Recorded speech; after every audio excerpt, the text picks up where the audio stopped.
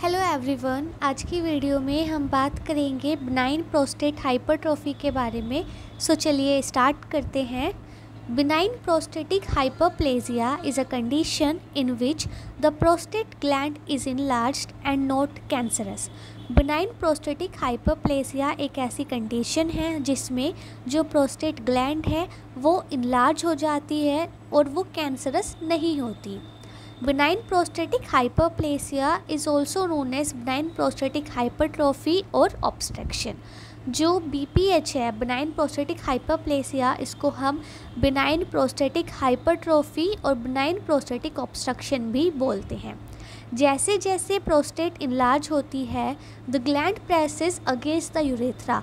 तो जो वो ग्लैंड है, जो प्रोस्टेट ग्लैंड जो है, जैसे जैसे उसका साइज़ इंक्रीज़ होता है तो वो जो यूरेथ्रा है उसको प्रेस करना स्टार्ट कर देती है, जिसके वजह से जो ल्यूमन होता है यूरेथ्रा का वो क्या होता है, वो साइज़ में डिक्रीज़ होने लग जाता है, जिसके वजह से जो यूरिनरी ब्लैडर है वो पूरा कम्प्लीटली एम्प्टी नहीं हो पाता। सो बेसिकली इस इमेज में देखिए क्या होता है, जो नॉर्मल प्रोस्टेट हमारी होती है उसमें जो यूरिनरी ब्लैडर है उसमें यूरिन है वो आराम से क्या है अपना आउट हो जाता है। बट इन केस अगर प्रोस्टेट का साइज़ इंक्रीज़ हो गया है, जस्ट सपोज़ कि जैसे हमारी जो प्रोस्टेट है, इन केस अगर इसका साइज़ इंक्रीज़ हो जाता है तो जो यूरिन है वो अब इस जगह से कैसे निकल पाएगा, तो जो यूरिन है वो क्या है, वो इसमें से ठीक से नहीं निकल पाता और जो यूरिनरी ब्लैडर है वो ठीक से क्या है एम्प्टी नहीं हो पाता। आप इसे दूसरी इमेज में आप देख सकते हैं जिसमें दिखाई गई है इनलार्ज्ड प्रोस्टेट। तो वो क्या कर रहा है, वो यूरेथ्रा को प्रेस कर रहा है, जिसके वजह से जो यूरिनरी ब्लैडर है वो कम्प्लीटली एम्प्टी नहीं हो पाता। अगर हम बात करें कि इसके क्या क्या कोजेस होते हैं तो इसका जो कोज़ है वो अभी तक क्लियर नहीं हुआ है, बट ये चीज़ देखी गई है कि जो BPH है ये है जो ओल्ड मैन है, ठीक है, जो आपका क्या है 40 से प्लस जो मैन है या फिर 45 प्लस जो एज है उनमें हमें ज़्यादातर देखने के लिए मिलता है। और इसका जो मेन रीज़न है वो है जो आपका लेवल है डाईहाइड्रोटेस्टोस्टेरोन का, उसका इंक्रीज़ हो जाना और जो आपका टेस्टोस्टेरोन है उसका लेवल लो हो जाना। तो उसके वजह से क्या होता है कि जो सेल ग्रोथ है प्रोस्टेट की वो क्या होती है, वो इंक्रीज़ होना शुरू हो जाती है। अगर बात करें क्या क्या रिस्क फैक्टर हैं BPH के लिए, तो अगर किसी की एज जो है वो 40 ईयर या फिर उससे ज़्यादा है तो वो रिस्क में आते हैं।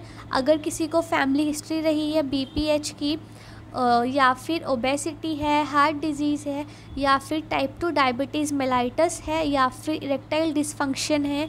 इरेक्टाइल डिसफंक्शन जो है ये एक ऐसी कंडीशन होती है जिसमें जो मैन है वो इरेक्शन को क्या है कीप नहीं कर पाता। इसके अलावा लेक ऑफ फिज़िकल एक्सरसाइज। तो ये कुछ रिस्क फैक्टर्स हैं जो कि रिस्पॉन्सिबल होते हैं बिनाइन प्रोस्टेट हाइपरट्रोफी के लिए।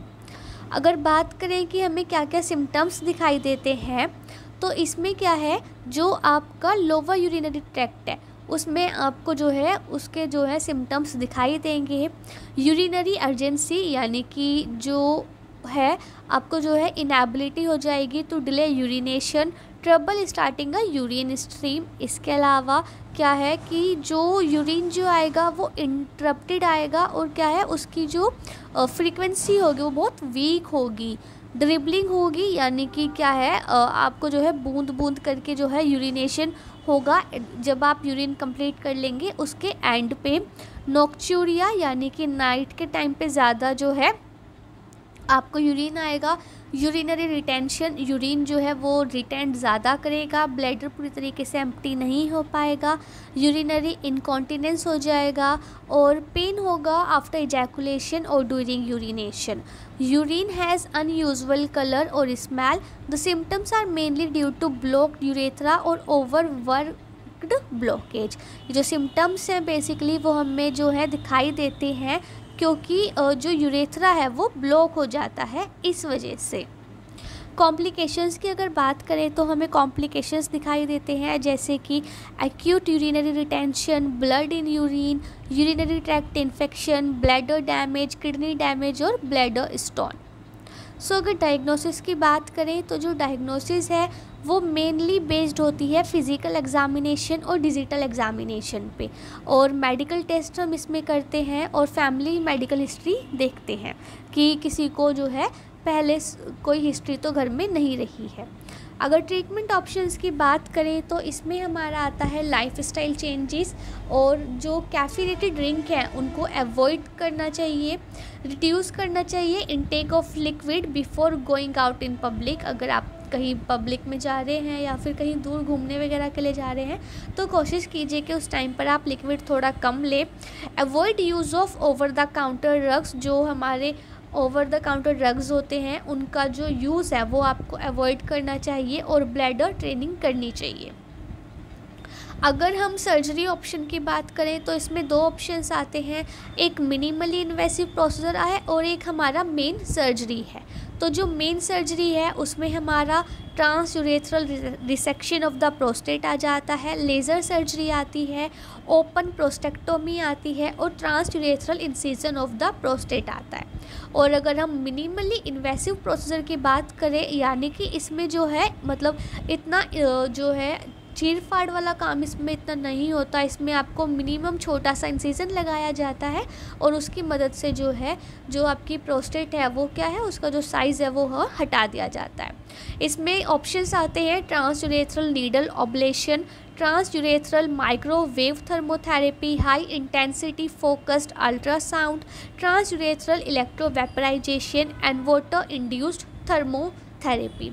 सो आज की वीडियो में बस इतना ही। होप वीडियो आपको पसंद आई होगी। इन केस वीडियो आपको पसंद आए और कुछ भी यूज़फुल लगे तो प्लीज़ वीडियो को लाइक कीजिएगा। चैनल पर नए हैं तो चैनल को सब्सक्राइब कीजिएगा। Thank you.